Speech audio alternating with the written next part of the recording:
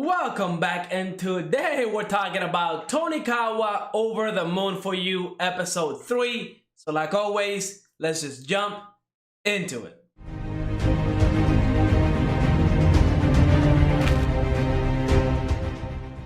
Big episode today because in this episode from the preview that we got, we finally see the interaction between Nasa and Sukasa and some of, Nasa's friends and relatives, right? Not exactly family, but I would consider them pretty much close to family, especially when we found out about how Nasa saved the bathhouse due to the business practices they were doing.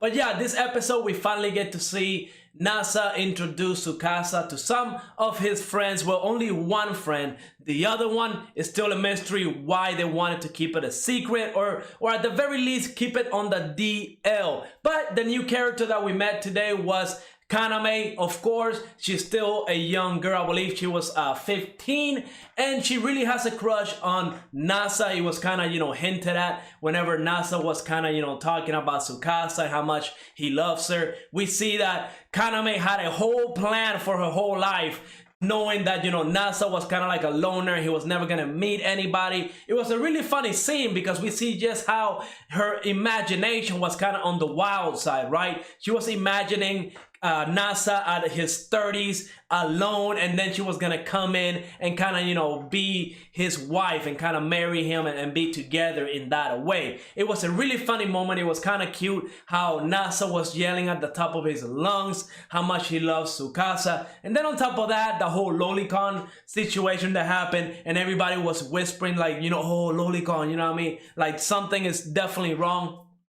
Absolutely funny scene. I loved it. Again, I am a little weirded out by how young Sukasa is. Again, she was able to get married at the age of 16 with her parents' consent. I don't know exactly if that's like legitimate in Japan, if you can actually do that. I'm not sure if you can also do that in the States. Maybe some different, states in the United States, you're allowed to do that. But it just seems kind of weird, right? But at the end of the day, Nasa is 18, so the age gap is not that different. But yeah, it's still kind of, because she is underage. And then on top of that, we also got more weird moments because one, Kaname, she's 15, she's working at this bathhouse.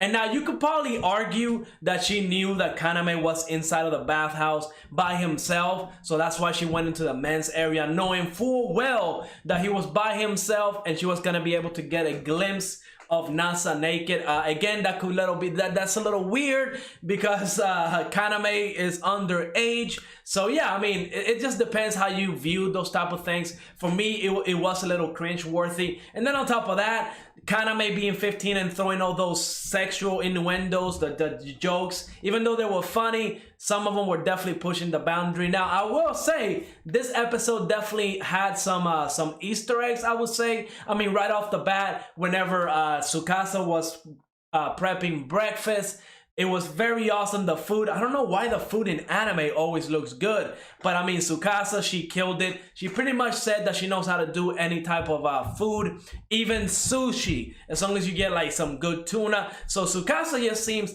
amazing at everything that she does. But yeah, the whole shokugeki that, Nasa was talking about, that he did not expect a shokugeki this early in the morning. To me, that felt like an Easter egg from Food Wars. If you've seen that anime, it's about cooking. And they have this thing called shokugeki. And essentially, it's like a 1v1 situation. I'm not going to get too deep into it. But I thought it was a nice little Easter egg if it was. Or I don't know if that's a commonly used term over in Japan whenever people start cooking. But I thought it was very nice. But yeah, this episode really was just the impact of Nasa introducing Sukasa to Kaname as his wife. It was very funny, but they wanted to keep it a secret from Aya. I don't know why. Maybe Aya is 100% in love with Nasa, and that might create a little triangle of love. But who knows at this point, right? Now, we did get to meet Aya, and she seems like a very helpful person. She kind of tends to talk to herself and kind of think out loud.